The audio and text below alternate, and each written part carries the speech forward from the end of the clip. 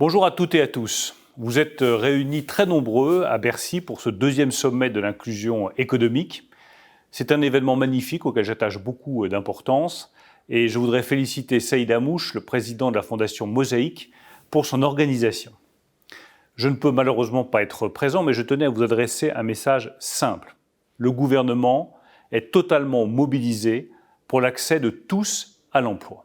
Et je compte sur vous, dirigeants d'entreprise, responsables de services publics, pour valoriser les talents de notre pays, quelles que soient leurs origines.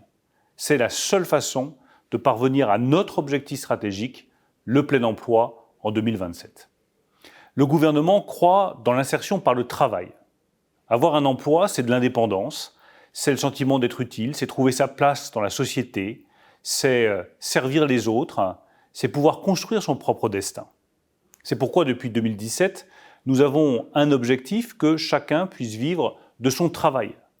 Les résultats sont encourageants, avec un taux d'emploi qui est au plus haut depuis un demi-siècle, des jeunes de mieux en mieux intégrés, et nous vous devons ces résultats à vous tous qui créez de la richesse, mais aussi aux politiques qui ont été mises en place pour ne laisser personne au bord de la route. Je pense aux internats d'excellence pour accompagner les lycéens les plus motivés, je pense au dispositif Immersion Facile, pour permettre à nos jeunes de se familiariser au monde de l'entreprise. Je pense aux moyens sans précédent qui ont été mis sur l'apprentissage, avec 700 000 apprentis l'année dernière, grâce au dispositif Un jeune, une solution. Pourtant, je vois bien que trop de nos compatriotes, qui ont étudié à l'école de la République, qui parfois en sont diplômés, se sentent encore mis à l'écart de la vie professionnelle. Les discriminations doivent cesser partout où elles demeurent. Et vous devez nous aider à y remédier. Les entreprises, les administrations ont évidemment un rôle à jouer. Vous ne pouvez plus seulement, je le dis pour ces entreprises et ces administrations, considérer vos objectifs de résultats ou de chiffre d'affaires comme l'alpha et l'oméga de votre succès. Vous devez également prendre en compte votre impact sociétal, c'est-à-dire la façon dont vous pouvez changer la société. De la même façon que vous vous êtes engagé pour la transition écologique ou la parité, j'attends ainsi que vous meniez des recrutements plus diversifiés selon l'origine sociale, culturelle ou territoriale des candidats. C'est votre devoir, c'est notre devoir à tous.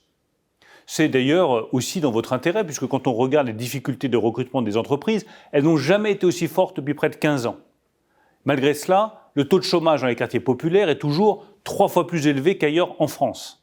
Nous devons donc faire en sorte de réconcilier cette contradiction en permettant à tous les jeunes qui sont prêts, motivés à travailler, à leur donner la place qu'ils méritent.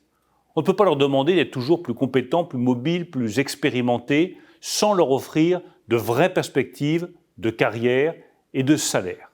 Il nous faut mieux les orienter, les valoriser et leur faire confiance. Nous ne devons plus nous priver de la moindre partie de nos talents, aussi divers soient-ils. Nous avons besoin de la richesse des points de vue, besoin des expériences pour innover et pour entreprendre. J'ai donc la conviction que tous ensemble, nous répondrons à nos défis économiques. Je compte sur vous, je compte sur la Fondation Mosaïque pour que chacune et chacun trouve sa juste place dans notre société. Je signerai prochainement un partenariat avec la Fondation Mosaïque pour inscrire son activité dans le temps long et lui permettre de donner des résultats encore meilleurs que ceux qu'elle a déjà obtenus et dont je la remercie. Merci à toutes et à tous.